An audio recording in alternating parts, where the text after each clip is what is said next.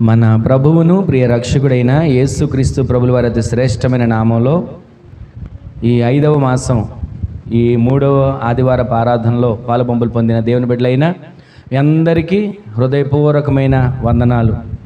అందరికీ హృదయపూర్వకమైన వందనాలు. దేవుడు ఇంతవరకు మనలను మన కుటుంబాలను కంచివేసి కాపాడి ఆయన సజీవమైన రెక్కల నీడల భద్రపరిచిన దేవునికి ఒక్క క్షణం అందరి చేతులెత్తి స్తోత్రం చెప్దాం. హల్లెలూయా, హల్లెలూయా. గడిచిన 3 వారాలు ఒక వాక్య భాగాన్ని మనం ధ్యానం చేస్తూ వచ్చాం. మిమ్మును గురించిన సంగతులు నేను ఎరుగుదును, రాబోవు కాలమందవి నిరీక్షణ కలుగుటకు సమాధానకరమైన ఉద్దేశాలే కానీ హానికరమైనవి కావు. దేవుని ఉద్దేశం ఏంటో, మనుషుల ఉద్దేశాలు ఏంటో, దేవుని ఆలోచన ఏంటో, మనుషుల ఆలోచనలు ఏంటో, దేవుని తలంపులేంటో, మనుషుల తలంపులేంటో ఒక్కొక్కటిగా 3 వారాలకు వింటూ వచ్చాం. ప్రతి వారం మనం వినే ప్రతి వాక్యం, మనం ధ్యానించే ప్రతి వాక్యం విని మర్చిపోవడం, విని విడిచిపెట్టడం కాక మన హృదయం అనేటువంటి పలక మీద వాక్యాలను మనము సిద్ధపరుచుకొని జాగ్రత్త చేసుకుందుముగాక. ఈ రోజున ఒక మాట మనం చదువుదాం, చూడండి. మత్తయి సువార్త 7వ అధ్యాయం 7వ వచనం 8వ వచనంలో రాయబడిన మాటను ఒకసారి మనం చూద్దాం. 7వ వచనాన్ని చూద్దాం. మనం అడుగుడి మీకు ఇవ్వబడును, వెదకుడి మీకు దొరుకును, తట్టుడి మీకు తీయబడును, అడుగు ప్రతివాడును పొందును, వెదకు వారికి దొరుకును, తట్టువానికి తీయబడును. చాలండి. ఈ 2 మాటలు మనం ధ్యానం చేస్తే మనందరికి తెలిసిన వాక్యే, మనందరికీ పరిచయమైనటువంటి మాటే. ఎవరైనా ఎప్పుడైనా ప్రార్థనలో మనం ఏమంటాం? అడుగు. ఎవరో వాళ్ళకి చెప్పేది అదే. నీకు అవసరం ఏముంది? అడుగు దేవుణ్ణి. నీ అక్కరేముంది? అడుగు దేవుణ్ణి. ఇదిగో ఒక చోట ఎక్కడికైనా వెళ్ళి అప్పు తెచ్చుకోవాలా? పలానా వాళ్ళని అడుగు ఇస్తారు. ఏదైనా అవసరం ఉందా? ఇదిగో వాళ్ళ దగ్గరికి వెళ్ళి తెచ్చుకో, వాళ్ళని అడుగు ఇస్తారు. ప్రతి వారి నోట ప్రపంచంలో వినబడే మాట ఏంటంటే, అడిగితే మనకు దొరుకుతుంది, అడిగితే మనకి ప్రతిదీ అనుగ్రహించబడుతుంది. ప్రపంచంలో ప్రార్థన చేసే వాళ్ళందరికీ ఇదిగో ఈ మాట చాలా పరిచయమైన మాటే, తెలిసిన మాటే, ప్రతి సందర్భాల్లో మనం వాడుకునే మాటే. ఏ మాట, ఏ వాక్యం, ఎక్కడ ఏ సందర్భం గుర్తున్నా లేకపోయినా, అయ్యా అడగమన్నావుగా అడుగుతున్నా, వెదకమన్నావుగా వెదుగుతున్నా, తట్టమన్నావుగా తడుతున్నా. ఈ మాట చిన్న పిల్లలకు కూడా కంఠస్థ మాటే. అయితే ఈ ఆదివారం ఈ ఆరాధనలో దేవుడు మనతో అడగమంటున్నాడు. ఇంతకి మనం ఏం అడగాలి? దేవుని సందులో మనం ఏం అడగాలి? ఏం అడుగుతున్నాం? ఎలా అడగాలి? ఎలా అడుగుతున్నాం? ఒక్కసారి మనం ఆలోచన చేసినట్లయితే ఆయన ఒక మాట అంటాడు. యోహాను సువార్తలో 14వ అధ్యాయం 13వ వచనంలో ఒక మాట ఉంటుంది. ఒకసారి అది కూడా చూడండి. 14వ అధ్యాయం 13వ వచనంలో దేవుడు ఒక మాట అంటాడు. మీరు నా నామమున దేనిని అడుగుతారో తండ్రి కుమారుని యందు మహిమపరచుబడుటకై దానిని చేతును, నా నామమున నన్నేమి అడిగినను అది నేను చేస్తాను. ఆమె చెప్పండి అందరూ. ఈ మాట మనకు తెలిసినవే. అయితే నేను ఎందుకు మరలా మీకు జ్ఞాపకం చేస్తున్నానంటే, మనము అడిగేవానిగా ఉంటున్నామా? దేవుడు ఇచ్చినప్పుడు చూసుకుందాంలేండి, దేవుడు చేసినప్పుడు చూసుకుందాంలేండి, దేవునికి తెలుసు కదా నా ఉద్దేశాలు, దేవునికి తెలుసు కదా నా కష్టాలు, దేవునికి తెలుసు కదా నా సమస్యలు అని అడగనొల్లని వానిగా ఒకవేళ మనం ఉంటున్నామేమో. దేవుడు ఈ మధ్యాహ్నపు వేళ మనతో మాట్లాడుతున్న మాట, మీరు అడగాలి, అడిగేవానిగా మార్చబడాలి. దేవుని సందులో అడిగేవానిగా, దేవుని సందులో వెదికేవారిగా, దేవుని సందులో తట్టేవారిగా మార్చబడితే ఆయన అంటున్నాడు, మీరు నా నామమును ఏది అడుగుతారో అడగండి, ఏదైనా సరే అడగండి, తండ్రి కుమారుని యందు మహిమపరచబడు నిమిత్తం మీరు ఏది అడిగినా అనుగ్రహిస్తాను, ఏది అడిగినా అనుగ్రహిస్తాను. ఇంకొక చోట రాయబడి ఉంటుంది, మీ సంతోషము పరిపూర్ణమగునట్లుగా అడగండి. అది కూడా చూడండి. ఆ మాట కూడా యోహాను మొదటి పత్రిక, యోహాను సువార్తలోనే 16వ అధ్యాయం, అదే పేజీ తిప్పండి ఒకసారి. 16వ అధ్యాయం 24వ వచనంలో, ఈ 24వ వచనం అండి. అదే ఇది వరకు మీరేమీ నా పేరిట అడగలేదు, మీ సంతోషము పరిపూర్ణమగునట్లుగా అడగండి, అది మీకు దొరుకుతుంది. ఆమె చెప్పండి అందరూ. దానికి ముందు ఏం రాశాడు? ఇది వరకు మీరేమియూ నా పేరట అడగట్లేదు. మనం అనుకుంటాం నా శక్తి, నా బలం, నాకున్నటువంటి పరిస్థితులని మనం ఊహించుకుంటున్నాం. కానీ మన దేవుడు ఏమంటున్నాడో తెలుసా? మీరు ఇంతవరకు నా పేరట ఏం అడగట్లా, ఏది ఒకవేళ నా పేరట మీరు కావాలని కోరుకోవట్లా. దేవుని సన్నిధిలోకి వచ్చిన మనం అడిగేవానిగానే ఉండాలి. ఎక్కడో ఉన్నప్పుడు ఎవరి దగ్గరకో వెళ్ళి కాళ్ళ వేళబడి అడిగేదానికన్నా దేవుని సన్నిధికి వచ్చినప్పుడు ఆయన పాదాలు పట్టుకొని ఆయన సన్నిధిలో మనము నోరు తెరిచి అడగగలిగితే, అయ్యా ఇదిగో నా ఆరోగ్య పరిస్థితి అని అడగగలిగితే, అయ్యా ఇదిగో నా ఆర్థిక పరిస్థితి అని అడగగలిగితే, అయ్యా ఇదిగో నా చదువుల పరిస్థితి అని అడగగలిగితే, మీరు ఆయన నామం ఏది అడుగుతున్నారో, నేను ఆయన నామం పేరట ఏది అడుగుతున్నానో, మనమందరము కలిసి ఆయన సన్నిధిలో మన సంతోషము పరిపూర్ణమయ్యేటట్లుగా మనము అడగగలిగిన వానిగా దేవుడు నిలబెట్టునుగాక. అలా అడగగలిగే గుంపులో మనం చేర్చబడాలి.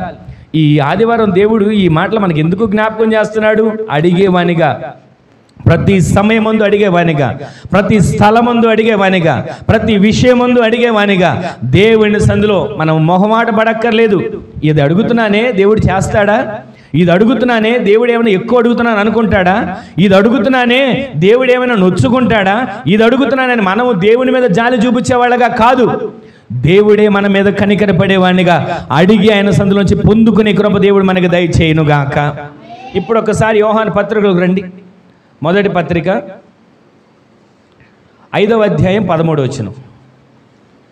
మొదటి పత్రిక, యోహాను రాసిన మొదటి పత్రిక 5వ అధ్యాయం 13వ వచనంలో రాయబడిన మాట ఏంటంటే,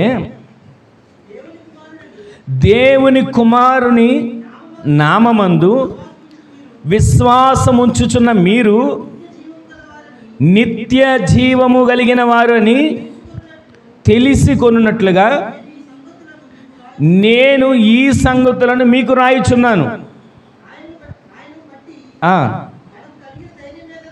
మనకు కలిగిన ధైర్యము ఏదనగా, ఇది 14 వచ్చిన ఒకటి 13 చెప్పాను. ఆయన తన చిత్తానుసారముగా మనమేది అడిగినను ఆయన మన మనవి ఆలకిస్తాడు. ఆమె చెప్పండి గట్టిగా. అయితే ఇక్కడ మీకు ఒక అర్థమయ్యే మాట చెప్పాల్సింది ఏంటంటే, అడుగుతున్నాం అయ్యా ఆస్తి కావాలి, తప్పు కాదు. అయ్యా అడుగుతున్నాం ఉద్యోగం కావాలి, తప్పు కాదు. అడుగుతున్నాం నాకు ఈ సమస్య తీరాలి, తప్పు కాదు. కానీ మనం అడిగేదంట ఏ విధంగా ఉండాలి? ఇప్పుడు చదివాం కదా అక్కడ, ఎలా ఉండాలి మనం అడిగేది? ఆయన చిత్తానుసారముగా ఉన్నటువంటి ఉద్దేశాలే మనం అడిగేవానిగా మార్చబడుదుముగాక. ఆయన చిత్తం ఏమై ఉందో అలా కాకుండా, అయ్యా ఇదిగో ఎదుటి వాళ్ళ సొమ్మంతా నాకే వచ్చేయాలి అని అడిగితే దేవుడు ఇస్తాడా? ఎదుటి వాళ్ళకి ఏది మేలు కలగకూడదు అని అడుగుతున్నాం, అది దేవుడు చేస్తాడా? మనము అడిగేదైనా, మనము కోరుకునేదైనా, మనము వేడుకునేదైనా అది మనము ఎదుటి వాళ్ళకి నష్టం కలిగించేదిగా కాదు, ఎదుటి వాళ్ళకి కీడు కలిగించేదిగా కాదు. మనము దేవుని చిత్తానుసారమైనది ఆయన దగ్గర అడిగేవానిగా. ఈ పరిశుద్ధ గ్రంథంలో రాసినటువంటి వాగ్దానాలు ఎన్నో మనకు తెలుసు. వాగ్దానాలన్నీ ప్రతిరోజు ధ్యానం చేస్తూ ఉంటాం. రోజుకు ఒక వాగ్దానం, క్యాలెండర్లో వచ్చిన వాగ్దానం కావచ్చు, ఏదో ఒకటి మనం చూస్తున్న వాగ్దానం కావచ్చు, ప్రతిరోజు ఈ వాగ్దానం అని మనం ధ్యానం చేస్తున్నాం. కానీ మనం అడిగేది దేవుని చిత్తానుసారముగా మనం అడిగేటట్లు దేవుడు సహాయం చేయునుగాక.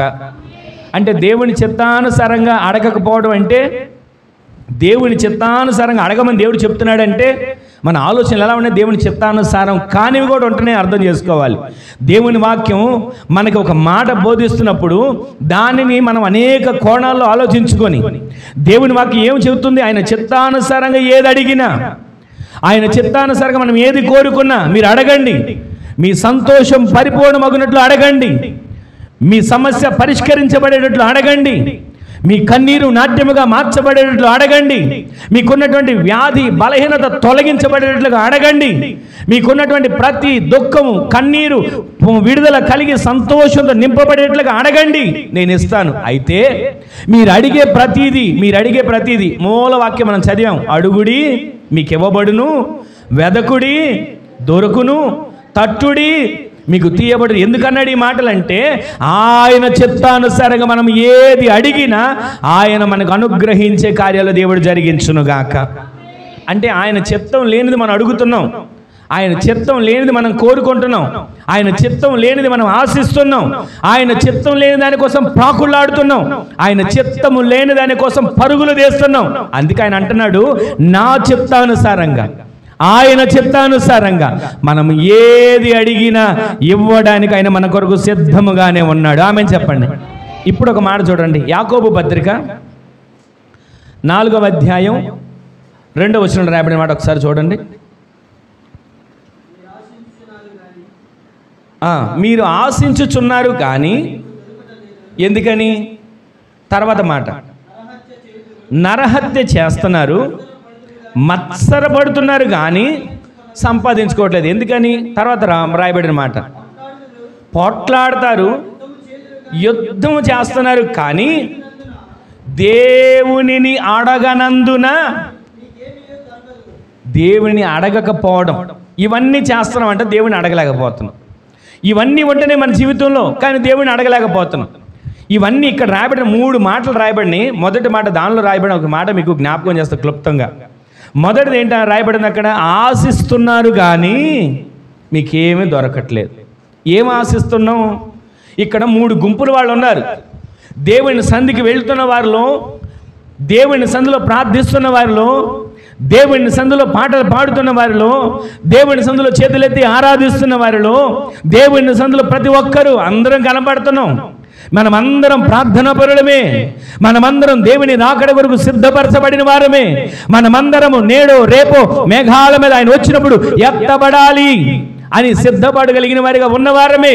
అయినా మనలో ఈ లక్షణాలు ఉంటేనే ఒక గుంపుగా 3 గుంపుల వాళ్ళు ఉన్నారు అక్కడ. మొదటి గుంపు ఎవరంటే, ఆశిస్తున్నారు కానీ ఏది దొరకట్ల. ఎందుకని? వారు దేవుని అడగలేకపోతున్నారు.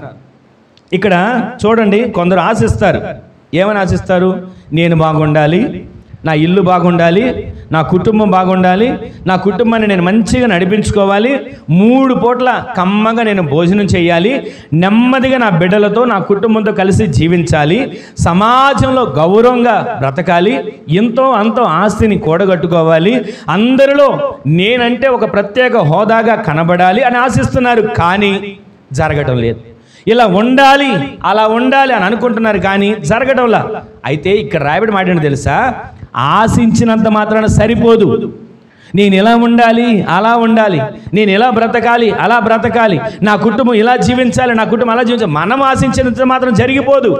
కానీ దేవుని సన్నిధిలో మనం అడిగి, అయ్యా ఇదిగో నా కుటుంబం ఇలా జీవించాలి, నా బిడ్డలు ఇలా జీవించాలి, నా వ్యాపారం ఇలా కొనసాగాలి, చక్కటి ఇల్లు నేను కట్టుకోవాలి, నా పిల్లలతో సంతోషంగా నెమ్మది కలిగి 3 పూట్ల కమ్మగా భోజనం చేయగలిగే విధంగా మా కుటుంబం మార్చబడాలి అని దేవుని సన్నిధిలో మనము అడిగి పొందుకునే వారిగా దేవుడు మార్చునుగాక. ఆశించడం వేరు, అడిగి పొందుకోవడం వేరు. ఇక్కడ మనం వ్యత్యాసం గమనించాలి. ఆశిస్తాం క్షేమంగా ఉండాలి అని, కానీ అడగలేం. ఆశిస్తాం అప్పులు తీరాలి అని, కానీ దేవుని సన్నిధిలో అడగలేం. ఆశిస్తాం నెమ్మదిగా నా కుటుంబం సమాధానంగా ఉండాలి అని, కానీ దేవుని సన్నిధిలో వేడుకోలేకపోతున్నాం. అందుకే దేవుడు ఈ దినాన మనతో మాట్లాడుతున్నాడు. మీరు ఏదైతే ఆశిస్తున్నారో అక్కడ ఒక గుంపు కనబడుతుంది. వారు ఆశించుచున్నారు కానీ వారికి ఏమీ దొరకట్లేదంటే ఎంత చక్కగా రాయబడిందండి మాట. యాకోబు గారు ఎన్ని కోణాలుగా ఆలోచించి రాసుంటాడు ఈ మాట. ఆయన శిష్యుడిని యాకోబు గారు ఎన్ని కోణాలు, ఎంతమందిని చూచి, ఎన్ని విధాలుగా ఆలోచించి, ఎన్ని ఎదురు దెబ్బలు తిని, ఎన్ని ఆటుపోట్లు ఎదుర్కొని ఈ మాటలు రాసి ఉంటాడు. ఒక్కసారి మీరు ఆలోచించండి. ఆశిస్తున్నారు కానీ మందిరానికి వస్తున్నవారే, ఆశిస్తున్నారు కానీ ప్రార్థన చేస్తున్నవారే, ఆశిస్తున్నారు కానీ కానుక వేస్తున్నవారే, ఆశిస్తున్నారు కానీ వారికి ఏది దొరకట్లేదంట. కారణం ఏంటో తెలుసా? ఆ 3 గుంపుల తర్వాత చివరిలో రాయబడి ఉంది, వారు దేవునిని అడగనందువలన. ఇక్కడ మనం గమనిస్తే దేవునిని అడగకపోవడం అదొక పెద్ద పాపం. దేవుని అడగకపోవడం అదొక పెద్ద నేరం. ఎందుకో చెప్పనా? ప్రతిరోజు కూడా మనకి ఏది కావాలో ఆయనకి తెలుసండి, మనకి ఏది అవసరం ఆయనకి తెలుసు. కానీ మనము మొట్టమొదటిగా ఆయన సన్నిధిలో, అయ్యా నాకు ఈ అవసరత తీర్చబడాలి, నాకు ఈ సమస్య పరిష్కరించబడాలి, నాకు ఈ బాధ నివారణ కలగాలి అని మన నోటితో మనం అడిగితే, అడిగిన వారికి మరి నిశ్చయముగా ఆయన కార్యాలు చేయడానికి ఆయన సిద్ధముగా ఉన్నాడు. ఆమె చెప్పండి. ఇక్కడ మనం గమనిస్తే ప్రతిరోజు కూడా నోరు తెరిచి మనం ఏది కావాలో ప్రభు సన్నిధిలో అడగాలి. అయ్యా ఇదిగో నాకు ఈ పరిస్థితి అని. అదే ప్రార్థన. అడగటమే ప్రార్థన. దేవుని సన్నిధిలో మనవిలు చెప్పుకోవడమే ప్రార్థన. ఎదుటి వ్యక్తికి ఏవేవి సమస్యలు చెప్తున్నామో, ఎదుటి వ్యక్తికి మనకున్న బాధలు ఎలా చెప్తున్నామో, అదే విధంగా దేవుని సన్నిధిలో మన హృదయాన్ని కొమ్మరించుకొని ఆయన సన్నిధిలో మన బాధనంతటిని కూడా ప్రార్థన వలె ఆయన పాదాల చెంత చేరి చెప్పుకుంటే, ఏది అవసరమో, ఏది అక్కరో, ఏది మనకు ఉన్నటువంటి సమస్య ఆయన సన్నిధిలో చెప్పుకొని కృతజ్ఞతాపూర్వకంగా మనము అడిగితే, మనము అడుగు వాటికంటేను ఊహించు వాటికంటేను అత్యధికముగా చేయగల శక్తి గల దేవుడు మన పక్షాన నిలబడునుగాక. కీర్తనలు ఒక చోట రాయబడింది, 31వ కీర్తనలో ఏమని రాయబడిందంటే, ఆయన బిడ్డల కోసం ఆయన దాచి ఉంచిన మేలు ఎంతో గొప్పది. ఆమెను చెప్పండి. 31:19 రాయబడి ఉంది. అయితే ఇక్కడ మనం గమనించాల్సిన మాట ఏంటంటే, ఆయన బిడ్డల కోసం, ప్రార్థించే వారి కోసం, అడిగేవారి కోసం, మొర్ర పెట్టేవారి కోసం, విజ్ఞాపన చేసేవారి కోసం, కన్నీరు కార్చేవారి కోసం, ఆయన సన్నిధిలో విలపించేవారి కోసం ఆయన దాచిన మేలంట మామూలుగా కాదు. ఆయన దాచిన మేలు చిన్నదని రాయలా. ఆయన దాచిన మేలు, సిద్ధపరిచిన మేలు ఎంతో గొప్పది. ఆ గొప్ప మేలు మనం పొందుకునేటట్లుగా మనం అడిగి, ఆయన సన్నిధిలో వేడుకొని, ఆయన సన్నిధిలో బతిమిలాడి, ఆయన సన్నిధిలో రోధించి, ఆయన సన్నిధిలో గోజాడి మన కుటుంబాల్లో క్షేమాన్ని చూసేవారిగా మనము మార్చబడదుము గాక. ఇంకొక చోట రాయబడింది ఏంటంటే, కొరింథీ రాసిన పత్రికలో, దేవుడు ఆయన ప్రేమించే వారి కొరకు, దేవుడు ఆయనను ప్రేమించే వారి కొరకు వేటిని సిద్ధపరిచాడో అవి కంటికి కనబడవు, చెవికి వినబడవు, హృదయానికి గోచరము కావు. ఈ రోజున ఈ మాటలు వింటున్న మనం ఎన్నోసార్లు ప్రార్థనకి సంబంధించి, అడిగేదానికి సంబంధించి, వేడుకునే దానికి సంబంధించి, ఆయన సొంతలో మొర్ర పెట్టేదానికి సంబంధించి ఎన్నో వాక్కులు, ఎన్నో వాగ్దానాలు ఉన్నాయి. కానీ వీటన్నిటిని మనము పొందుకోలేకపోతున్నాం. ఒక మాట చదువుతున్నాం గుంపు గురించి. ఆ గుంపు ఎవరంటే, ఆశిస్తున్నారు కానీ వారికి దొరకట్లేదు, పొందుకోలేకపోతున్నారు. ఎందుకనంటే ఆయన సందులో అడగనందు వలన. దేవుని సన్నిధిలో మనం అడిగి పొందుకునే వారిగా మన కుటుంబాలు, మన బిడ్డలు, మన సంఘం మార్చబడేట్లు దేవుడు సహాయం చేయునుగాక. ఇంకొక చోట దేవుడు అబ్రహాం గురించి చెప్తా ఉంటాడు. మత్తయి సువార్త 3వ అధ్యాయంలో, దేవుడు అబ్రాహామునకు ఈ రాళ్ల వలన కూడా పిల్లలను పుట్టించగలడు. ఒకసారి చూడండి, మత్తయి సువార్త 3వ అధ్యాయం 9వ వచనం రాయబడిన మాట.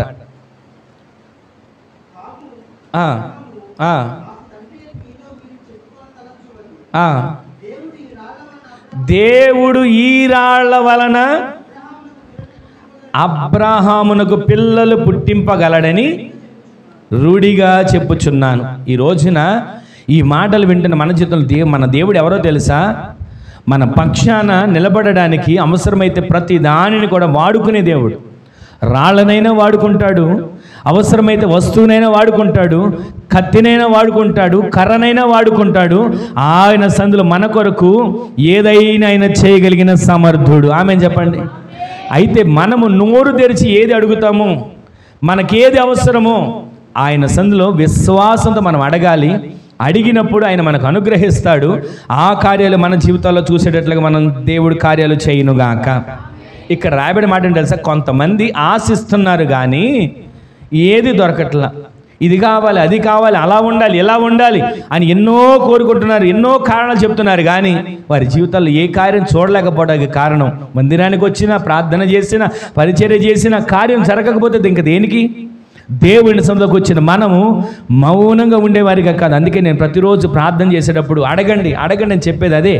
ప్రతిరోజు మన కుటుంబం కోసం అడగాలి, బిడ్డల కోసం అడగాలి, వ్యాపారం కోసం అడగాలి, ఉద్యోగం కోసం అడగాలి, చేతి పనుల కోసం అడగాలి, మన ఇంటికి కాపుదల కోసం అడగాలి, అగ్ని కంచె కోసం అడగాలి.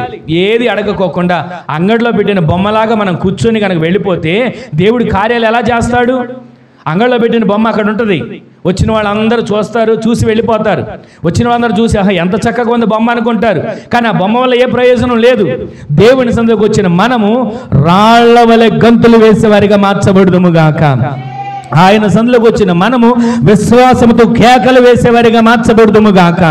అడిగి దేవుని సన్నిధిలో ఉన్న మేలులు మన కుటుంబాలు అనుభవించేటట్లు దేవుడే సహాయం చేయునుగాక. ఒక గుంపు వారేమో ఆశిస్తున్నారు కానీ ఏం దొరకట్లా. రెండో గుంపు వారు ఎవరున్నారు చూడండి, యాకోబు పత్రిక 4వ అధ్యాయం 2వ వచనంలో, నరహత్య చేస్తారంట, మత్సరపడతారంట, కానీ ఏమి సంపాదించుకోలేకపోతున్నారు. అక్కడ రాయబడిన మాట ఏంటంటే, మొదటి గుంపు వారేమో ఆశిస్తున్నారు కానీ ఏమి దొరకట్లా. రెండో గుంపు వారేమో నరహత్య చేసేవాళ్ళంట, మత్సరపడేవాళ్ళంట. ఇదేంటి మనం ఆలోచించాలి ఒకసారి. నరహత్య చేసే గుంపు, మత్సరపడే గుంపు. ఇక్కడ రెండు గుంపులు ఉన్నాయి రెండో మాటలో. కానీ ఏమి సంపాదించుకోరు, అనవసరంగా మత్సరపడిపోతారంట. ఏమి సంపాదించుకోవడానికి ఏ దారి లేదు కానీ మత్సరపడిపోతారు. ఎవరన్నా ఒక కారు కొన్నారనుకోండి, మనసులో మత్సరం, మనసులో అసూయ ఇక మొదలైపోద్ది. ఎవరన్నా ఒక ఇల్లు కట్టారనుకోండి, ఇక మనసులో మత్సరం, మనసులో అసూయ మొదలైపోతుంది. ఎవరైనా ఒక పిల్లలకి మంచి మార్కులు వచ్చాయనుకోండి, వాళ్ళకి అంత మంచి మార్కులు వచ్చాయా అనేటువంటి మనసులో మత్సరం, అసూయ. అయితే వాళ్ళకి ఏమి ప్రతిరోజు కూడా ఎవరికి ఏ మంచి జరిగినా దేవుని స్తుతించి, వారి పట్ల కూడా దేవుడి కార్యాన్ని చేశాడు, వారి ప్రార్థన కూడా దేవుడు ఆలకించాడు, వాళ్ళు అడిగారు పొందుకున్నారు, మన పట్ల కూడా చేయాలని కనుక ప్రార్థన చేసుకుంటే అన్ని దారులు మనకి డోర్లు తెరిచినట్లుగా ఆయన ఆశీర్వాద గుమ్మాలు తెరుస్తాడు. అలా కాకుండా మత్సరం పడి, అక్కడ రాబడి మాట అంటే తెలుసా, మత్సర పడుతున్నారు, నరహత్య చేస్తున్నారు కానీ ఏమి సంపాదించుకోలేకపోతున్నారు. పైన గుంపేమో ఆశిస్తున్నారు కానీ ఏమి దొరకట్లా. నాకు ఇలా ఉండాలి, నాకు అలా ఉండాలి, నేను ఇలా ఉండాలి, నేను అలా ఉండాలి, నా పిల్లలు ఇలా ఉండాలి, నా ఇల్లు ఇలా ఉండాలి అనుకుంటున్నారు కానీ ఏది దొరకట్లా. ఇక్కడ గుంపు ఏంటంటే నరహత్య చేసేవారు, మత్సరపడేవారు. ఈ గుంపు వల్ల ఏంటంటే ప్రతిరోజు ఎలా సంపాదిస్తే, ఎలా కడితే, ఎలా జరిగింది, వాళ్ళకి ఎలా వచ్చింది అని ఎంతసేపు ఆలోచించి ఆలోచించి ఇల్లు ఓపెనింగ్కి వెళ్తారు. వెళ్ళి ఇక అన్నీ చూస్తారు, చూసి బాగానే ఉంది. గదుల్లోకి వెళ్తారు, చూస్తారు బాగానే ఉంది, కానీ ఇవి ఎలా కట్టారో, ఎక్కడి నుంచి వచ్చినాయో, ఎలాగా వీళ్ళకి సంపాదించారని మత్సరం, కలవరం. దీనివల్ల అంట మన మనసులో ఉన్న మత్సరం, మన మనసులో ఉన్న అసూయ, మన మనసులో ఉన్న నరహత్య చేసే ఈ స్వభావం. నరహత్య చేయడం అంటే కత్తి తీసుకుని పొడవడం కాదు. మనసులో మత్సర పెడితే నరహత్య చేసినట్లే, అసూయ పెడితే నరహత్య చేసినట్లే. దేవుని మాట ఉంది కదా, నీ సహోదరుడిని నువ్వు ఒకవేళ వ్యర్థుడా అంటే నరహత్య చేసినట్లే. ఈ రోజున దేవుని వాక్యం మనకి సెలవిస్తూ ఉంది, అడుగుడి మీకు ఇవ్వబడుతుంది, వెదకుడి మీకు దొరుకుతుంది, తట్టుడి మీకు తెరవబడుతుంది. అయితే మనలో ప్రతిరోజు మన సంతోషం పరిపూర్ణమయ్యేటట్లుగా అడగాలి. మనం ప్రతిరోజు ఆయన చిత్తానుసారంగా అడగాలి. ఆయన నచ్చిన విధంగా, ఆయన మనల్ని మెచ్చే విధంగా మనం అడిగితే మనకు దేవుడు అనుగ్రహిస్తాడు. అంత మాత్రమే కాకుండా ఇక్కడ మనం చూసిన మాటలో ఒక గుంపు వాళ్ళేమో ఎప్పుడు చూసినా వాళ్ళ మనసులో ఆశిస్తున్నారు కానీ పొందుకోలేకపోతున్నారు. రెండో గుంపు వాళ్ళు ఉన్నారు, వీళ్ళేమో ఎంతసేపు నరహత్య చేద్దాం, ఎంతసేపు మత్సరపడదాం, ఎంతసేపు అసూయ పడదాం. ఈ గుంపు వల్ల వాళ్ళు వృద్ధి పొందలేక, సంపాదించుకోలేక, ఆరోగ్యం పొందలేక, మేలు చూడలేక ఎక్కడ ఉన్నవాళ్ళు అక్కడే ఉంటున్నారు. కానీ మత్సరం ఎలా ఉండదో తెలుసా, వీడెంత ఇల్లు కట్టాడా, ఇదొక మత్సరం. ప్రతిరోజు కూడా ఈ మాటలు మన మనసులో కనుక ఉంటే మనం అడిగింది పొందుకోలేకపోతున్నాం. మన హృదయంలో ఎంతసేపు వీటి ఆలోచనలు ఉంటే దేవుణ్ణి ఎప్పుడు అడుగుతాం? మన హృదయంలో ఎంతసేపు వీటి తలంపులే మెదలాడుతూ ఉంటే దేవుని సన్నిధిలో హృదయపూర్వకంగా ఎప్పుడు అడగగలుగుతాం? ఈ ఆదివారపు ఆరాధన దేవుడు మహిమకరమైనటువంటి ఆయన వాక్కును మనకు వినిపింపజేస్తుండగా మన హృదయాలు సరిచేయబడును గాక, మన మనసులో ఉన్న మత్సరాలు తొలగించబడును గాక. ప్రతి విధమైనటువంటి ఆటంకాలు మనల్ని ప్రార్థనలు ఎదగనివ్వకుండా, ప్రతి విధమైన అపోహలు మనల్ని ప్రార్థనలో బలపరచబడనివ్వకుండా, ప్రతి విధమైనటువంటి అడ్డంకులు మనల్ని దేవుని సందులో, ఆయన సందులో మోకరించనివ్వకుండా చేసే ప్రతి చీకటి కార్యాలన్నీ దేవుడు లయపరచునుగాక. ప్రతిరోజు కూడా ఈ మత్సరం అనేది తొలగించబడాలి, అసూయ అనేది తొలగించబడాలి. ఒక మాట మీకు జ్ఞాపకం చేయనా, సౌలు రాజు ఏం సంపాదించాడు? సౌలు రాజు ఏం దాచుకోగలిగాడు? మనసులో మత్సరపడి అక్కడ జయాన్ని చూసి వచ్చాడు, గొల్యాతును చంపొచ్చాడు. అందరూ అనుకోవాలి యుద్ధాలు నేర్చుకున్న వాళ్ళే వెళ్ళడానికి వెనకాడారే. 40 రోజుల నుంచి వాడు వచ్చి సవాలు విసురుతూ ఉంటే ఎవరికి వాళ్ళు యుద్ధాలు నేర్చుకున్న వాళ్ళు వెన్ను చూపి గుడారాల్లో దాక్కుని ఉన్నారే. చిన్న పిల్లవాడు, ఎత్తులేడు, చిన్న పిల్లవాడు, బలంగా కనబడట్లా. సౌలు రాజా అంటాడు, అయ్యా నువ్వు బాలుడివి, వాడి మీద పోట్లాడడానికి నీకు బలం చాలదని. అలాంటి వ్యక్తి వెళ్ళి పోట్లాడి జయం పొంది వస్తే, శత్రువు తలను చేత పట్టుకొని కత్తి తీసుకొని వస్తూ ఉంటే అందరూ కలిసి పాట పాడారు. ఏం పాడారు? సౌలు 1000 కొలదియు, దావీదు 10,000 కొలదియు. ఈ పాట పాడగానే మనసులో మత్సరం వచ్చింది సౌలు రాజులో. వెంటనే మత్సరం వచ్చేసి ఏమనుకుంటా తెలుసా? సౌలు 1000 కొలదంటారా, దావీదుని 10,000 కొలదంటారా? అసలు ఏమనుకోవాలి ఈయన? దావీదు రాబట్టే కదా గొల్యాతుని చంపాడు, దావీదు రాబట్టే కదా గొల్యాతు తల నరికి తీసుకుని వస్తున్నాడు, దావీదు రాబట్టే కదా, లేకపోతే యుద్ధాభ్యాసాలు చేసిన వారు ఉన్నాం, నేర్పరితనం వారు ఉన్నవారు ఉన్నాం, ఎన్నో సంవత్సరాల తరబడి చిన్నతనం నుంచి యుద్ధం ఎలా చేయాలో, పోరాటం ఎలా పోరాడాలో నేర్చుకున్న వారు ఉన్నాం. కానీ ఎవ్వరు కూడా ముందుకు వెళ్ళడానికి ధైర్యం సహాయం చేయలేకపోయారు. కానీ ఒక్క వ్యక్తి వెళ్ళి ధైర్యం చేసి అతన్ని చంపి వస్తూ ఉంటుంటే, ఎవరో పాడిన పాటను మనసులో పెట్టుకొని, ఎవరో అన్న మాటను మనసులో పెట్టుకొని దావీదు మీద పగ పెట్టుకొని ఎలాగైనా చంపాలి, దావీదుని లేకుండా చేయాలి, అసలు దావీదుని తరిమి కొట్టాలనుకొని తన జీవితాంతం దావీదు మీద పగ పెట్టుకొని తరిమి తరిమి తరిమి తరిమి తన జీవితం అంతా పోరాటంలోనే పరిగెడతంలోనే ముగించాడు. రాజ్యాన్ని చూసుకోవలసిన వాడు, ప్రజల్ని చూసుకోవలసిన వాడు ప్రజల్ని పక్కన పెట్టేశాడు, రాజ్యాన్ని పక్కన పెట్టేశాడు, సైన్యాన్ని వెంటేసుకొని దావీదుని చంపడానికి పరుగులు చేస్తున్నాడు. ఈ రోజు నీ మాటలు వింటున్న మన జీవితంలో మత్సరం ఒక చోట మనిషిని కూర్చోనివ్వదు, మత్సరం ఒక చోట నిలకడగా ఉండనివ్వదు, మత్సరం దేవుని సన్నిధిలోనైనా, ప్రార్థనలోనైనా, పరిచర్యలోనైనా ఏ రకంగా సహకరించడానికి ఒప్పుకోదు. అందుకే ఈ రోజున మన జీవితంలో మత్సరం అనేది ఉండకుండా దేవుడు తొలగించాలి. ఆమెను చెప్పండి.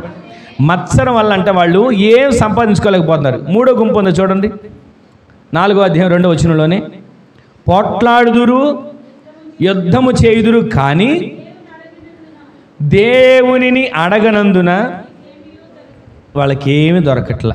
ఈ 3 గుంపుల్లో మనం ఏ గుంపులో కూడా ఉండకూడదు. దేవుని వాక్యం వింటున్న మనం, ప్రార్థన చేస్తున్న మనం, దేవుని సందులో అడుగుతున్న మనం ఏ గుంపులో కూడా, ఇలాంటి గుంపులు ఒకవేళ మన మనసులో ఉన్న, ఆలోచనలో ఉన్న ఈ గుంపులలోంచి వేరై దేవుని ప్రజలతో, పరిశుద్ధులతో, ప్రార్థనా పరులతో, ఐక్యత కలిగిన వారితో, రోధించే వారితో, కన్నీరు కార్చే వారితో, విజ్ఞాపన చేసే వారితో మనము కలిసి ఐక్యపడి ప్రార్థన చేసే గుంపులో మనము చేర్చబడుదుముగాక. పోట్లాడే గుంపంట, యుద్ధం చేసే గుంపంట, వారు దేవునిని అడగనందువలన ఏమీ దొరకట్ల. కొంతమంది ఇంకొక మెట్టు పైకెక్కుతారంట. ఇక్కడేమో మొదటి మెట్లోనేమో ఆశిస్తున్నారు కానీ దొరకట్ల, రెండో గుంపులోనేమో నరహత్యలు చేసేవారిగా ఉంటున్నారు, మత్సరపడేవారిగా ఉంటున్నారు. కానీ ఇక్కడ ఇంకొక మెట్టు పైకి ఎక్కారంట. మెట్టు పైకెక్కి ఏమంటారు తెలుసా? పోట్లాట. ఏం చేస్తారు తెలుసా? యుద్ధాలు.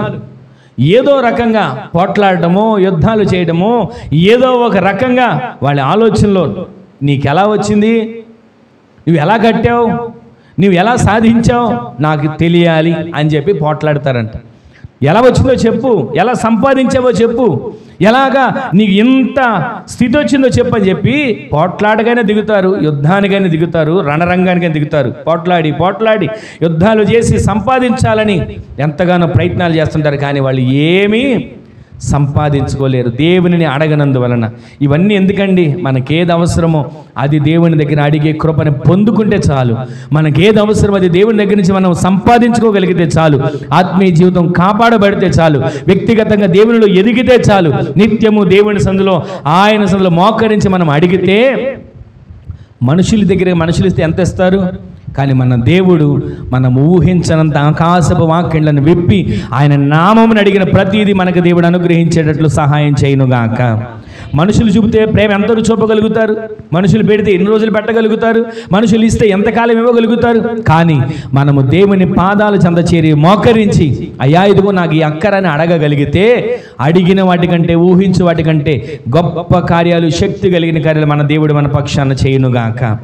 యేసుక్రీస్తుల ప్రభుల వారు అడగండి అనే దానికి ఎన్నో సాదృశ్యాలు, ఎన్నో ఉపమానాలు చెప్పారు. ఒక మాటని నేను మీకు జ్ఞాపకం చేస్తాను, చూడండి.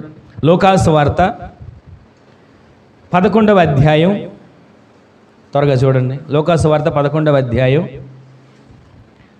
5వ వచనం నుంచి రాయబడిన మాటలు.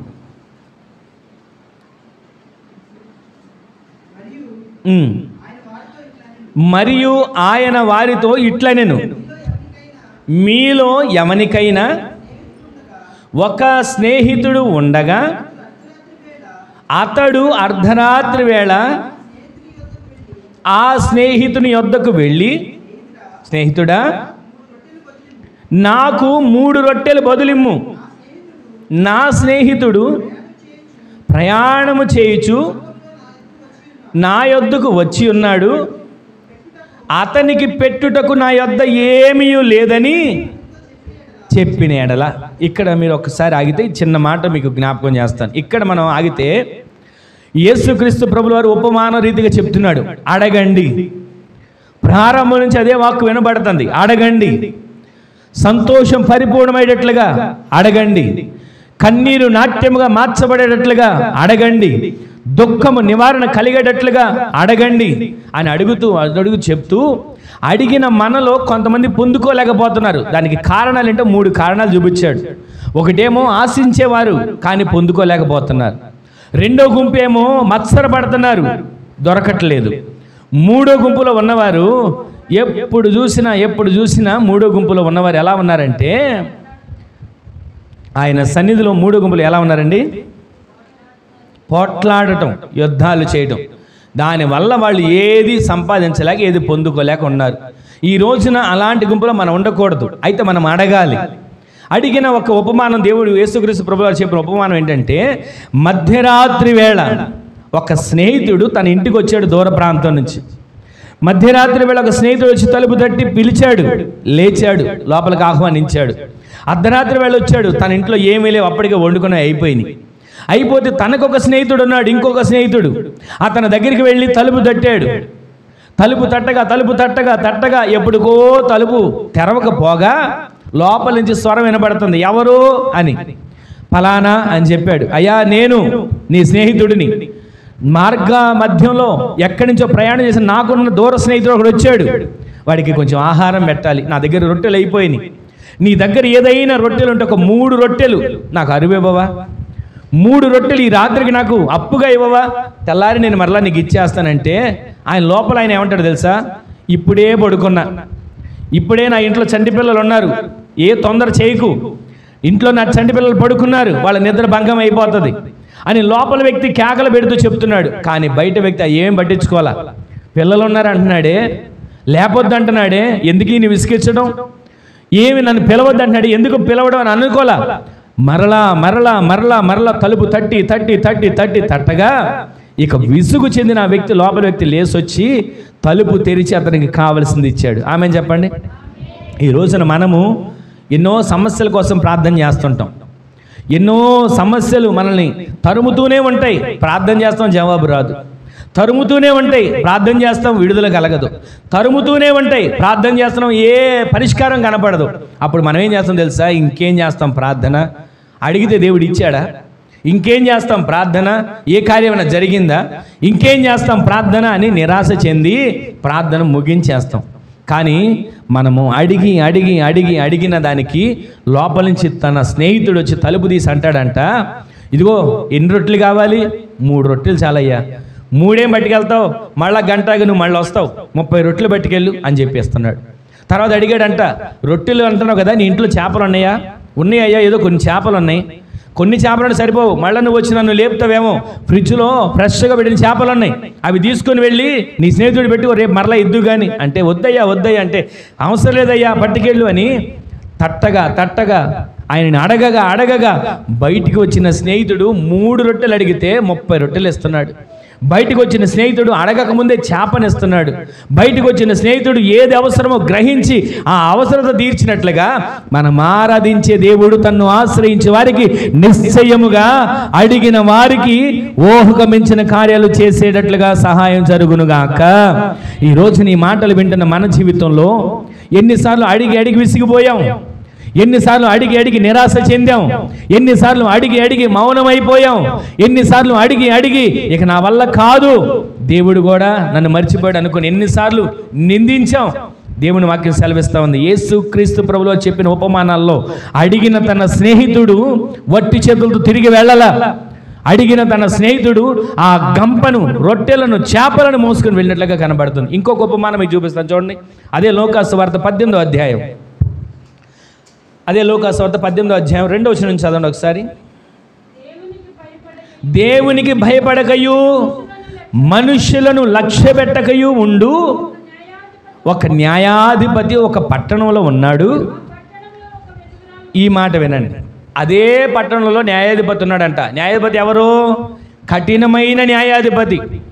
దేవునికి భయపడ్డు, చెప్పండి, మనుషులకు భయపడరు. ఇక్కడ దేవునికి భయపడని, మనుషులకు భయపడని ఒక న్యాయాధిపతి ఉంటే ఆయన దగ్గరికి ఒక పెద్ద ఆమె వెళ్తుంది. వృద్ధాప్యంలో ఉన్నటువంటి తల్లి, విధవరాలు. వెళ్ళి ప్రతిరోజు కూడా, అయ్యా నాకు ఈ న్యాయం చేయవా అంటే కనీసం మాట్లాడను కూడా మాట్లాడుకోకుండా, వినను కూడా వినకుండా, చూడను కూడా చూడకుండా వెళ్ళిపోతుండేవాడు. అంత కఠినమైన న్యాయాధిపతి, అంతగా అతను కఠినంగా ఉన్నటువంటి వ్యక్తి, అన్యాయమైన న్యాయాధిపతి. అలాంటి వ్యక్తి దగ్గరికి ఒక రోజు వెళ్ళింది, పట్టించుకోవాలా. రెండో రోజు వెళ్ళింది, పట్టించుకోవాలా. మూడో రోజు వెళ్ళింది, పట్టించుకోవాలా. ఎన్నిసార్లు వెళ్ళినా పట్టించుకోకపోతున్నా ఆమె నేను మరలా వెళ్తానని వెళ్ళగా అన్యాయమైన న్యాయాధిపతి న్యాయాన్ని చేస్తే మనం ఆరాధించే దేవుడు అన్యాయస్తుడు కాడు. ఆమె చెప్పండి. మనం ఆరాధించే దేవుడు తన్ను అడుగుమాని నిశ్చయముగా కార్యాలు చేయడానికి సిద్ధంగా ఉన్నవాడు. ఆయన మన పట్ల ఊహకమించిన కార్యాలు చేసి న్యాయాధిపతిగా మన పక్షాన న్యాయాన్ని జరిగించునుగాక. ఇప్పటి వరకు మనం కొన్ని మాటలు వింటా వచ్చాం. అడుగుడి మీకు ఇవ్వబడును, మీ సంతోషం పరిపూర్ణమయ్యేటట్లుగా అడగండి, మీ దుఃఖం నాట్యంగా మార్చబడేట్లుగా అడగండి, మీరు అడుగు వాటికన్నిటికంటే, ఊహించు వాటన్నిటికంటే అత్యధికమైన మేలు పొందుకునే విధంగా అడగండి అని ఆయన 3 గుంపులు మన ముందు పెట్టాడు. ఆ 3 గుంపులు ఎవరంటే, ఒకరేమో చెప్పండి ఎలాంటి గుంపు వారు? మొదటి గుంపు వారు ఆశిస్తున్నారు కానీ ఏమి దొరకట్ల. రెండో గుంపు వారు ఎవరంటే మత్సరపడతారు కానీ ఏమి సంపాదించుకోవట్ల. మూడో గుంపు వారు ఎవరంటే పోట్లాటలు, యుద్ధాలు, దీనివల్ల వాళ్ళు ఏం పొందుకోవట్ల. ఈరోజు మన ప్రార్థనలో మత్సరం ఉండకూడదు, పోట్లాట్లు, యుద్ధాలు ఉండకూడదు. మన ప్రార్థనలో ఆశించి సరిపెట్టుకునే వారిగా కాదు, అడిగి పొందుకునే వారిగా మనల్ని దేవుడు సిద్ధపరచునుగాక. 2 వ్యక్తులు చూపించాడు దేవుడు. ఒక వ్యక్తి ఏమో ప్రతిరోజు తన స్నేహితుడే, మాట్లాడే స్నేహితుడే, అర్ధరాత్రి వేళ వెళ్ళి తలుపు తడితే కాసేపు తలుపు తీయకపోయినా అడగగా తలుపు తీసి తనకు కావాల్సినవని ఇచ్చాడు. ఇంకొక ఆమె ఎవరంటే అన్యాయస్తుడైన న్యాయాధిపతి దగ్గరికి వెళ్ళి మాటిమాటికి అడిగి తను ఆ సమస్యని పరిష్కరించుకుంది. ఈ రోజున ఈ మాటలు వింటున్న మన జీవితంలో ఇంతవరకు విన్న మాటలు ఒక ఎత్తు అయితే, ఇప్పుడు ఒక మాటను మీకు చూపించి నేను ముగిస్తాను. చూడండి, మార్కు సువార్త 7వ అధ్యాయం 24వ వచనం నుంచి ఒకసారి చూడండి. మార్కు సువార్త 7వ అధ్యాయం 24వ వచనం నుంచి. ఆయన అక్కడ నుండి లేచి తూరు సీదోనుల ప్రాంతములకు వెళ్ళి ఒక ఇంట ప్రవేశించి ఆ సంగతి ఎవనికి తెలియకుండవలని కోరెను గాని ఆయన మరుగై ఉండలేకపోయాను. అపవిత్రాత్మ పట్టిన చిన్న కుమార్తె గల ఒక స్త్రీ ఆయనను గూర్చి విని వెంటనే వచ్చి ఆయన పాదముల మీద పడెను. ఆ స్త్రీ సురోఫెనికయ వంశమందు పుట్టిన గ్రీసు దేశస్థురాలు. ఆమె తన కుమార్తెలో నుండి ఆ దయ్యమును వెళ్ళగొట్టమని ఆయనను వేడుకొనెను. ఒక్క మాట అందరు తల్లపైకైతే చూడండి, మీకు ఈ మాట నేను వివరిస్తాను. ఈమె ఇక్కడ యేసుక్రీస్తు ప్రభుల వారు ఒక ఇంట ఉన్నాడు అని తెలుసుకుంది. యేసుక్రీస్తు ప్రభుల వారు ఒక ఇంట ఉన్నాడు అని ఏదో రకంగా తెలుసుకొని ఆ ఇంటలోకి వెళ్ళింది. అసలు వాస్తవానికి తర్వాత మీకు జ్ఞాపకం చేస్తాను, యేసుక్రీస్తు ప్రభుల వారు ఆ ఇంట ఉన్నట్లుగా ఎవరికి తెలియకూడదు అనుకున్నాడు. తూరు సీదోను అనే ప్రాంతంలో నేను ఫలానా వాళ్ళ ఇంట్లో ఉన్నానని ఎవరికి తెలియకూడదు, మరుగై ఉండాలి, ఎవరికి కనబడకూడదు. అది అన్యజనుల ప్రాంతం, అది దేవునికి వ్యతిరేకంగా ఉన్న ప్రాంతం. ఆ ప్రాంతంలో ఎవ్వరికి నేను కనబడకూడదు, అసలు నేను వెళ్ళానన్న సంగతే తెలియకూడదు, మరుగై ఉండాలనుకుని యేసుక్రీస్తు ప్రభుల వారు వెళ్తే అక్కడ యేసుపై ప్రభుల వారు ఉన్నాడని ఎలాగలా తెలుసుకొని ఆమె ఆయన దగ్గరికి వచ్చింది. ఆమె కనాను స్త్రీ. ఆమెను చూసి ప్రభు అంటారు, అమ్మా నీ విశ్వాసము గొప్పది. ఒకసారి అదే సువార్తలో, మత్తయి సువార్త 15వ అధ్యాయానికి రండి. ఒకసారి 15వ అధ్యాయం 28వ వచనం రాబడిన ఒక్క మాట చదవండి. అందుకు యేసు, అమ్మా నీ విశ్వాసము గొప్పది, నీవు కోరినట్లే నీకు అగునుగాక. ఆమె చెప్పండి. ఆమె ఏమని వేడుకుంది? అయ్యా ఇదిగో నేను ఫలానా ఆమెను, నేను ఫలానా స్త్రీని అని అన్నీ చెప్పుకొని వచ్చి, నా కుమార్తెకి దయ్యం పట్టింది అయ్యా, ఆ దయ్యం ఆమె నుంచి పోవట్లేదు, ఆమెకి ఏ రకంగా నీ దగ్గర ఒక విడుదల కలగాలి, నా బిడ్డ పట్ల కార్యాన్ని చేయవా, నా బిడ్డ పట్ల ఈ కార్యాన్ని చేయవా అని ఆయన పాదాల మీద పడి ఏడవడం మొదలుపెట్టింది. శిష్యులు అంటారు, అయ్యా ఆమె అంతగా ఏడుస్తుందిగా, పట్టించుకోవే, లేదంటే పోనీ వెళ్ళిపోమని నన్ను చెప్పొచ్చు కదా అని శిష్యులు అందరూ, ఆమె అంతసేపు గోల చేస్తుంది కదా అని అందరు శిష్యులు చెప్తుంటే, పంపించేసేయండి అని అంటున్నారు అందరూ. అంతమంది అన్ని మాటలు అంటున్నా ఆమె ఏమి పట్టించుకోకుండా యేసుక్రీస్తు ప్రభుల వారు ఇంకా చూస్తూ ఉంది.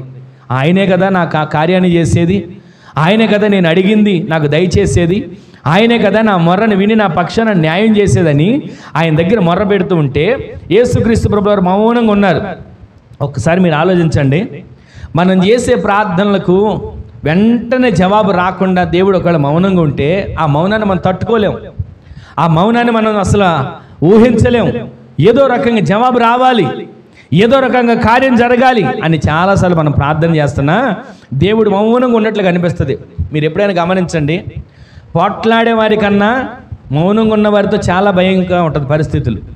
ఆ మౌనంగా ఉన్నారనుకోండి, అసలు ఎందుకు మౌనంగా ఉన్నాడో, ఏం పగ ఉందో, ఏం కోపం ఉందో, ఏం ద్వేషం ఉందని లేనిపోయిన ఆలోచనలు వస్తాయి. అదే మాట్లాడాడు అనుకోండి, మౌనం వీడిపోయి, ముసుగు తొలగిపోయి, సమస్యలు దొర్లిపోయి సంతోషంగా సమాధానంగా ఉంటుంది. ఈ రోజున ఈ మాటలు వింటున్న మన జీవితంలో ప్రభువు కోపపడినా మనం భరిస్తామేమో కానీ ఆయన మౌనంగా ఉంటే మాత్రం మనం భరించలేం. ఇక్కడ అదే, ఆయన ఎంతసేపు మౌనంగా ఉన్నాడు కానీ ఏ పరిష్కారం రాట్లా. ప్రభులు వారు మౌనంగా ఉన్నారు. శిష్యులు అంటారు, అయ్యా ఎందుకయ్యా ఆమెను అంతసేపు విసిగిస్తావు, ఎందుకయ్యా ఆమెను అంతసేపు నీదో దగ్గర చెప్పించుకుంటావు, పంపించేయి, ఒకవేళ పంపించేసి అంటుంటే అప్పుడు ఆయన మాటల నోరు తెచ్చి అంటాడు, అమ్మా ఇది పిల్లల రొట్టె, కుక్క పిల్లలకి వేయడం యుక్తము కాదు. ఆ మాట చెప్పగానే ఆమె ఏమనాలి? ఎలా కనపడుతున్నానయ్యా నీ కంటికి, ఏ రకంగా కనపడుతున్నా నీ కంటికి, నేనేమన్నా కుక్క పిల్లని అనుకున్నావా, పిల్లల రొట్టె కుక్క పిల్లల రొట్టె అంటున్నామని పెద్దగా గొడవాడాలి. కానీ ఆమె ఏమందో తెలుసా? ఆ వాక్యాన్ని మీరు తర్వాత చదువుకోండి. అయ్యా యజమానుని బల్ల మీద నుంచి పడిపోయిన రొట్టె ముక్కలు ఆ ఇంట్లో ఉన్నటువంటి కుక్క పిల్లలు తింటాయి కదా, అలాగే నా బిడ్డని నేను కుక్కనే అనుకోయ్యా, నా బిడ్డ కుక్క పిల్లే అనుకోయ్యా, కానీ నా బిడ్డ ఆ యజమాని బల్ల మీద నుంచి పడిన రొట్టె ముక్కను తిన్నట్లుగా నా బిడ్డకి స్వస్థతనివ్వవా, నా బిడ్డకి కార్యాన్ని చేయవా అని ఆమె రోధించగా అప్పుడు అంటాడు ఆయన, అమ్మా నీ విశ్వాసము గొప్పది, నీవు కోరినట్టే నీకు అవునుగాక. ఆమె చెప్పండి. ఈ మత్తయి సువార్త 15వ అధ్యాయం 28వ వచనంలో మాటని ఎప్పుడు మనం మర్చిపోకూడదు, మన హృదయాలలో నాటబడాలి. మనం ఏది కోరుకుంటున్నాం, ఏది వేడుకుంటున్నాం, ఏది అడుగుతున్నాం, ఏది ఆయన సన్నిధిలో కావాలని ఆశపడుతున్నాం, అది న్యాయమైనదైతే, ఆయన చిత్తానుసారమైనదైతే ఆయనే మనకి అనుగ్రహించేటట్లు దేవుడు సహాయం చేయునుగాక. ఆయన అన్న మాటను చూసి అక్కడ వాళ్ళందరూ ఆశ్చర్యపడి ఉంటారు. అసలు ఇంతకీ ఈమెను కుక్కపిల్ల అనడానికి, ఈ కనాను స్త్రీని గురించి ఆయన ఈ విధంగా మాట్లాడడానికి ఒక సందర్భాన్ని మీకు జ్ఞాపకం చేసి నేను ముగిస్తాను. ఒకసారి ఆదికాండం 9వ అధ్యాయంలోకి రండి. ఆదికాండం 9వ అధ్యాయం చరిత్ర మీకు అక్కడికి వస్తే అర్థమవుతుంది. ఆదికాండం 9వ అధ్యాయం 20వ వచనం నుంచి రాయబడిన మాటల్లో చివరిగా నోవాహు వ్యవసాయము చేయని ఆరంభించి ద్రాక్ష తోట వేసెను, పిమ్మట ద్రాక్ష రసము త్రాగి మత్తుడై గుడారములు వస్త్రహీనుడిగా ఉన్నాడు.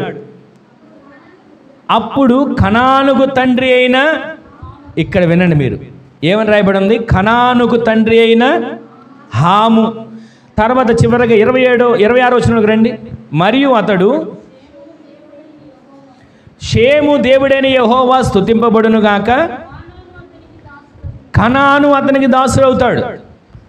దేవుడు యాపెతును విశాలపరుస్తాడు, అతడు షేము గుడారంలో నివసిస్తాడు, కనాను దాసుడు అవుతాడు. ఎందుకని కనానును దాసుడిగా చేస్తున్నాడు దేవుడు? కనానును ఎందుకని దేవుడు దాసుడిగా చేస్తున్నాడు? ఇక్కడ మీకు ఒక్క మాట నేను జ్ఞాపకం చేసేది ఏంటంటే, ఈ హాము, షేము, యాపెతు ముగ్గురు అన్నదమ్ములు. ఈ ముగ్గురు అన్నదమ్ములు నోవాహు బిడ్డలు. అందరు ఈ మాటలు కొంచెం జాగ్రత్తగా వినండి, నేను త్వరగా ముగిస్తాను. షేము, హాము, యాపెతు ఈ ముగ్గురు అన్నదమ్ములు. అయితే నోవాహు పుట్టిన వాళ్ళు జల ప్రళయం తరువాత, ఓడ అరారోతు పర్వతాల మీద నిలిచిన తరువాత, ఆ ఓడలో నుంచి బయటికి వారు వచ్చి జీవనం ప్రారంభించిన తరువాత నోవాహు వ్యవసాయం చేయడం ఆరంభించాడు. ఆ వ్యవసాయం చేయడం ఆరంభించిన వ్యవసాయంలో ద్రాక్ష తోట వేశాడు. వేసిన ద్రాక్ష తోట ద్వారా వచ్చిన ద్రాక్షలను, ద్రాక్ష రసం తీసుకొని త్రాగి అది మత్తుగా వస్తుందని కానీ మత్తుగా కానీ తెలియక ఆ త్రాగిన ద్రాక్ష రసం ద్వారా వస్త్రహీనుడై పడుకొని ఉన్నాడు. ఇప్పుడు తన కుమారులైనటువంటి ముగ్గురులో ఎవరి కొడుకంట అక్కడ రాయబడిన మాట, అప్పుడు కనాను తండ్రి అయిన హాము అనేటువంటి వ్యక్తి తన తండ్రి వస్త్రహీనుడిగా ఉండడం చూచి, తన తండ్రి వస్త్రహీనుడిగా ఉన్నాడని చూచి వెంటనే ఒక వస్త్రం కప్పేస్తే సరిపోయేదండి. ఇక్కడ మీరు చరిత్రను వినండి జాగ్రత్తగా. ఆ వస్త్రహీనుడిగా ఉన్న తండ్రిని చూసి వస్త్రాన్ని కప్పేసి వచ్చేస్తే సరిపోయేది. కానీ ఈ హాము ఏం చేశాడు తెలుసా? బయటకు వచ్చి తన అన్నకు, తన తమ్ముడికి చెప్పడం మొదలుపెట్టాడు. అన్నా, మన నాన్న వస్త్రహీనుడిగా పడున్నాడు అక్కడ అని చెప్పగానే వెంటనే వీళ్ళిద్దరు ఏం చేశారు తెలుసా? త్వరగా వెళ్ళి చూడాల ఒక వస్త్రాన్ని, దుప్పటిని తీసుకొని వారి భుజాల మీద వేసుకుని తన తండ్రి దిశముల వారికి కనబడుకోకుండా వెళ్ళి దాని మీద కప్పి వచ్చేసారు. తర్వాత మత్తులో నుంచి నిద్ర లేచాడు, మేలుకున్నాడు. ఆ తండ్రికి జరిగిందంతా తెలిసిన తర్వాత ఈ హాము పరిస్థితి ఎలా ఉంటుందంటే, సాటి మనిషి బలహీనతను చూసి ఎంతసేపు అక్కడ ఇక్కడ చెప్పడం, సాటి మనిషి బలహీనతను చూసి అందరికీ చెప్పి అల్లరి చేయాలనే ఆత్మ. సాటి మనిషిలో బలహీనత ఉందా? ఏమండి, వాళ్ళు ఫలానా, వాళ్ళు అలాంటి వాళ్ళండి, వాళ్ళు ఇలాంటి వాళ్ళని ఒకవేళ చెప్పే ఆత్మ మనలో ఉందనుకో మనం హాము సంతానం కింద కనబడతాం. కానీ మనం ఎలాంటి వారికి ఉండాలి తెలుసా? ఆ తండ్రి దిశములను భుజాల మీద దుప్పటి వేసుకొని వెనక్కి తిరిగి వెళ్ళి కప్పినటువంటి ఆ షేము, యాపెతు వలె మన కుటుంబాలు మార్చబడును గాక. ఇంతకీ అక్కడ వచ్చిన స్త్రీ ఎవరు? కనాను స్త్రీ. ఆమె చెప్పండి. కనాను స్త్రీ అక్కడికి వచ్చింది. యేసుక్రీస్తు ప్రభువులు ఎవరన్నా తెలుసా? పిల్లల రొట్టెను కుక్క పిల్లలకు వేయడం యుక్తము కాదు. అప్పుడు ఆమె అంది, అయ్యా, మేము పిల్లల రొట్టెను తినే యోగ్యత మాకు లేదు, పిల్లల రొట్టె తినే ధన్యత మాకు లేదు. ఎందుకంటే మా తండ్రి హాము, మా వంశం హాము, మేము శపించబడిన వారం, శాపాన్ని పొందుకున్న వారం, ఆ తండ్రి చేసిన శాపం, తండ్రి చేసిన పాపాన్ని మోసుకుంటూ వస్తున్న వారం. ఈ మాట మీకు ఒకసారి జ్ఞాపకం చేసేది ఏంటంటే, మరలా అక్కడ ఒకసారి 26వ వచనం చూడండి. మరియు అతడు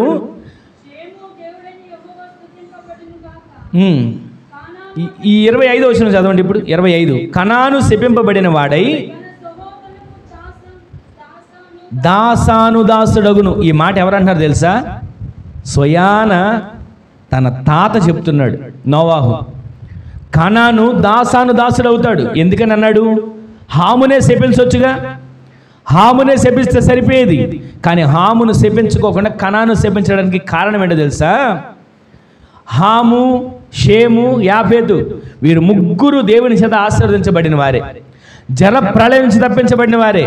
ఆశీర్వదించబడిన వారిని దేవుడు శపించలేడు. ఆశీర్వదించబడిన వారికి దేవుని శాపం రాదు. ఆశీర్వదించబడిన వారికి దేవుని శాపం అంటదు. అందుకని నోవాహు తెలివిగా ఆలోచించి హామును శపిద్దామని అనుకున్నాడు. కానీ హామును శపించిన శాపం రాదని గ్రహించి హాము కుమారుడు కనాను బయట ఆడుకుంటున్నాడు. చిన్న పిల్లాడుగా ఉండి ఆడుకుంటున్నాడు. వాడికి దీవెన తెలియదు, శాపం తెలియదు. కనానుని పిలిచాడు. రే కనానట్రా అని పిలిచి కనానుని శపించడం మొదలుపెట్టాడు. అక్కడ 26, 24 వచ్చిన నుంచి మనం చదివితే నోవాహు ఆ హాము కుమారుడైన కనానును శపించడం మొదలుపెట్టాడు. నీవు దాసుడు అవుతావు, దాసాను అవుతావు అని అక్కడ యాపెతుకి, షేముకి దాసుడు అవుతాడని కనబడుతుంది. ఒకసారి చూడండి. షేము దేవుడని యెహోవా స్తుతించబడతాడు. ఇదేంటి? షేము దేవుడు స్తుతించబడతాడంట. కానీ కనాను మాత్రం శపించబడతాడని శాపవచనం పలుకుతున్నాడు నోవాహు. ఆ పలికిన శాపం ఎప్పుడండి? ఆది కాండంలో. అక్కడ వచ్చిన శాపం కనాను వంశం అక్కడి నుంచి మొదలయ్యి శాపంగా వాళ్ళని చూస్తూ అంటారు, వీళ్ళు శపించబడిన వాళ్ళు, ఈ కనాను శపించబడిన కనాను, శపించబడిన ఈ కనాను అని ఎన్నిసార్లు కనాను గురించి అంటా ఉన్న అందరూ దిగులు పడిపోయి, అందరూ బాధపడిపోయి, అందరూ కూడా ఆ శాపాన్ని భరించుకుంటూ వస్తున్నారే, ఆ శాపాన్ని ఆ వంశం మోసుకుంటూ వస్తుంది. ఆ శాపాన్ని ఆ వంశం మోసుకుంటూ వస్తూ ఉంటే ఎన్నిసార్లు వేదన పడి నలిగిపోయి ఉంటారు కనాను వంశంలో ఉన్న స్త్రీలు.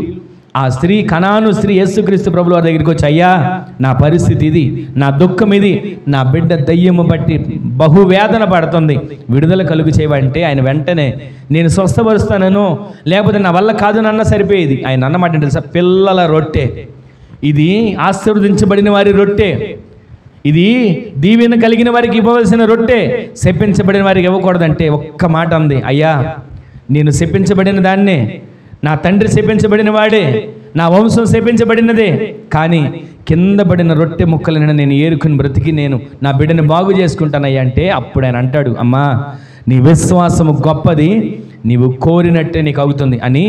తండ్రి చేసిన పాపాన్ని శాపాన్ని మోసుకొస్తున్న పిల్లలమయ్యా మేము, తండ్రి చేసిన పాపాన్ని శాపాన్ని భరిస్తున్న వంశమయ్య మాది, తండ్రి చేసిన పాపాన్ని శాపాన్ని ఎన్నోసార్లు మా మీదకి వచ్చింది. ఒకసారి మీరు ఆలోచించండి, కొన్నిసార్లు మన ప్రమేయం లేకుండా, కొన్నిసార్లు మన సందర్భం లేకోకుండా ఎవరో చేసిన పాపానికి, ఎవరో చేసిన తప్పులకు, తల్లిదండ్రులు చేసిన నేరాలకు, దోషాలకు పిల్లల మీదకి శాపాలు వచ్చి ఎన్ని కుటుంబాలు శపించబడిన ఆ మార్గంలో నడిపించబడుతున్నాయి. మనం ఆరాధించే దేవుడు శాపంగా నడిపించేవాడు కాదు, కానీ ఆ శాపమును కూడా ఆశీర్వాదకరంగా ఆయన మార్చును గాక.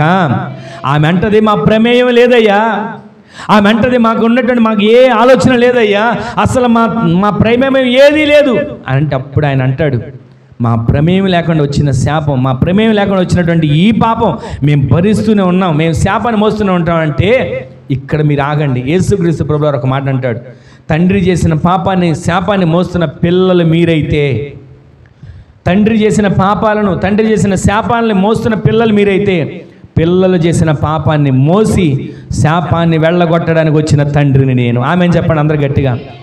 ఈ రోజున ఈ మాటలు వింటున్న మన జీవితంలో తండ్రి చేసిన పాపం, తల్లి చేసిన పాపం, పితరులు చేసిన పాపం ఎంతవరకు మన మీద భుజాల మీద కాడిగా ఉన్నా ఆ తండ్రి చేసిన పాపాలను క్షమించి మన శాపాన్ని కొట్టివేసి మనకు స్వేచ్ఛనివ్వడానికి, వాటన్నిటిని భరించడానికి వచ్చిన తండ్రిగా ఉన్నటువంటి ఆ యేసుక్రీస్తు ప్రభువారు అంటారు, ఇదిగో నువ్వు రొట్టెని అడిగావు, రొట్టె మాత్రం కాదు, జీవాహారమై నేనే నీకు అర్పణగా మార్చబడుతున్నా, నా జీవాహారాన్ని నీకు ఇస్తున్నాను, నేనే శరీరంగా మార్చబడుతున్నాను, నేనే నలగగొట్టబడుతున్నాను, నేనే నీకు అర్పణగా అర్పించబడుతున్నాను, నా శరీరాన్ని తిను, నాలో భుజించు, నన్ను భుజించు, నాలో జీవించని ఆయన పలికిన ఆ మాటల ప్రకారంగా ఈ రోజున మనము అడిగి పొందుకునేవారిగా, అడిగి అనుభవించేవారిగా, అడిగి సంపాదించుకునేవారిగా దేవుడు మనలను, మన కుటుంబాలను నడిపించునుగాక.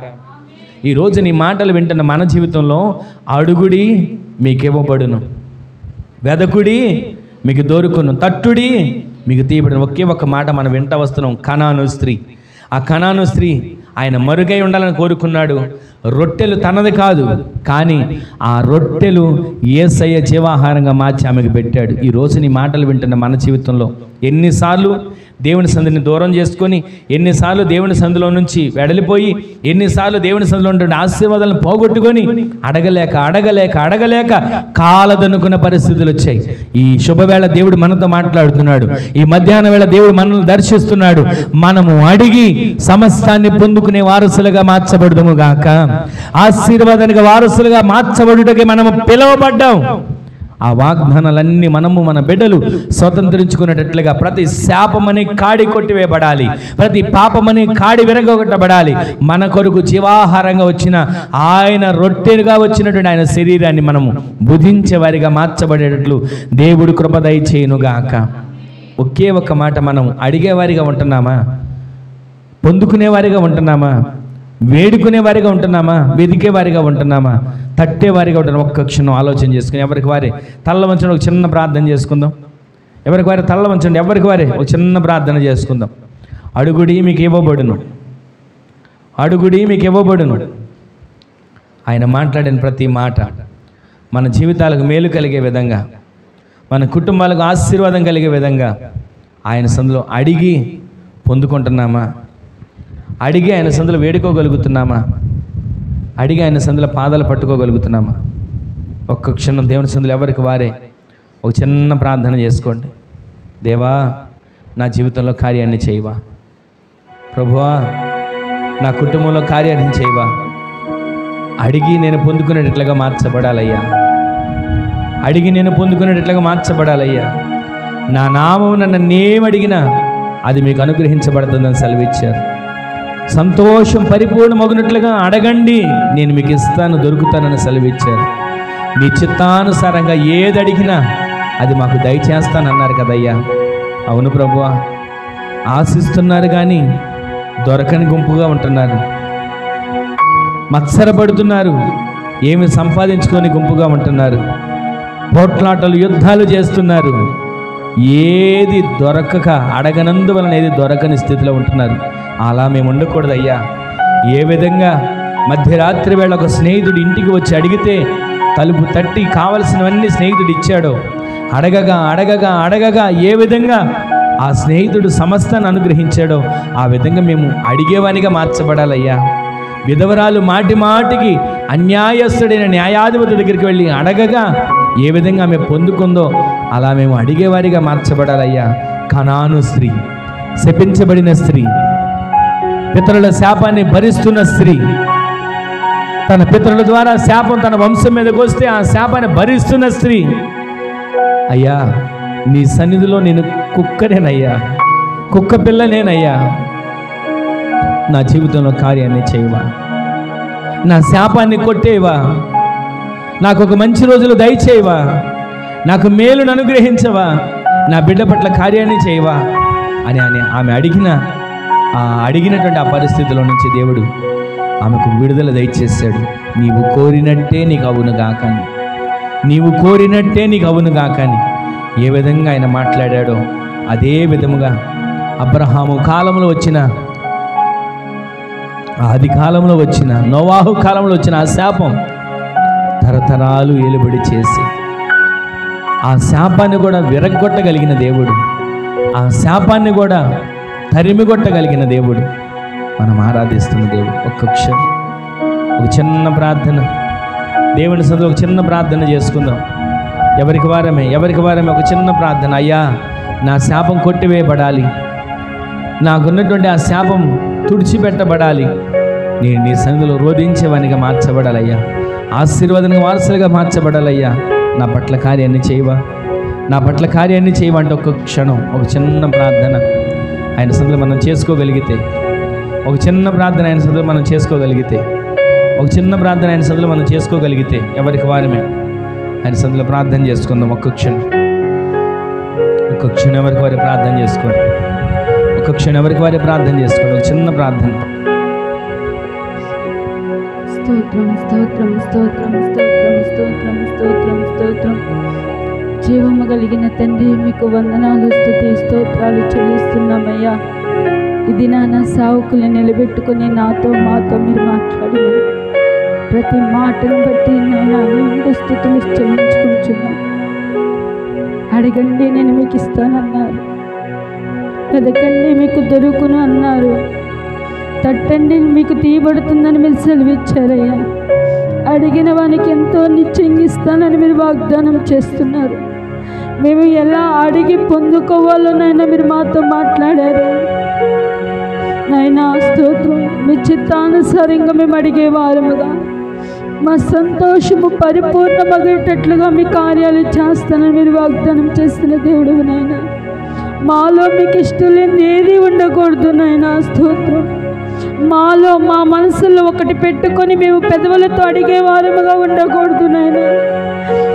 వారు ఏది ఆశించినా వారికి దొరకలేకపోయిందని, వారు నరహత్య చేస్తూ మచ్చరపడుతూ ఉన్నప్పుడు వారికి ఏమీ దొరకలేదని, వారు పోట్లాడుతూ యుద్ధము చేసినప్పుడు వారికి ఏమీ దొరకలేదని సెలవిచ్చారయ్యా. మా హృదయాల్లో అటువంటి ఆలోచనలు, అటువంటి స్వభావాలు ఎవరిలో ఉండకుండా వాటన్నిటిని యేసు నామములో మీరు లయపరచండి నాయనా. ఒక స్నేహితుడిని అడిగినప్పుడు 3 రొట్టెలు అడిగినప్పుడు 30 రొట్టెలు ఏ విధంగా అయితే ఇచ్చారో తండ్రి, అట్లా నాయన మీరు మా జీవితాలు మీరు చేస్తున్న కార్యాలను బట్టి మీకు వందనాలు చెల్లించుకుంటున్నాం. అన్యాయస్తులే మాటి మాటికి మేలు చేస్తే ఆ విధవరాలు తండ్రి అన్యాయస్తుడైనటువంటి న్యాయాధిపతి దగ్గరికి వెళ్ళి అడిగినప్పుడు తండ్రి ఆయన హృదయాన్ని మార్చిన దేవుడవయ్యా, అంతకంటే గొప్ప దేవుడు కదయ్యా తండ్రి. నిన్ను ఎవరైతే నాయనా స్తోత్రం ఆశ్రయిస్తారో వారిని మీరు విడిచిపెట్టే దేవుడు కాదు కదయ్యా. స్తోత్రం నాయనా స్తోత్రం. అన్యాయస్తులే మాటి మాటికి మేలు చేస్తే మీరంతకంటే గొప్ప దేవుడు అని మీరు సెలవిచ్చిన దేవుడు నాయనా స్తోత్రం నాయనా స్తోత్రం. కనాను స్త్రీని జ్ఞాపకం చేసుకునే దేవుడు నాయనా. రొట్టె పిల్లలు కుక్క పిల్లలకి వేట యుక్తము కాదని సెలవిచ్చారయ్యా నాయనా తండ్రి. మిమ్మల్ని కనాను స్త్రీ వల్ల మీ బతుకులాడుకోవచ్చు. ఎవరెవరి కుటుంబాలు ఎటువంటి శపితమైనటువంటి కుటుంబాలు ఉన్నాయో తండ్రి, ఎంత శాపాన్ని అనుభవిస్తున్నారో ప్రభా. శాపం అంతటి వేస్తున్నామో మీరు లయపరచండి. నాకు రొట్టె ముక్కలు మేము తినడానికి యోగ్యులుగా మమ్మల్ని బలపరచండి నాయనా. మీరు సెలవిస్తున్నారు అమ్మా, నీ విశ్వాసము గొప్పది అని మీరు సెలవిస్తున్నారు నాయనా. నువ్వు అవునట్లే కొన్ని మీరు అవునని నాయన మీరు అడిగిన కంటే అవి గొప్పవిగా మీరు ఎంచిన దేవుడు నాయనా. స్తోత్రం నాయనా స్తోత్రం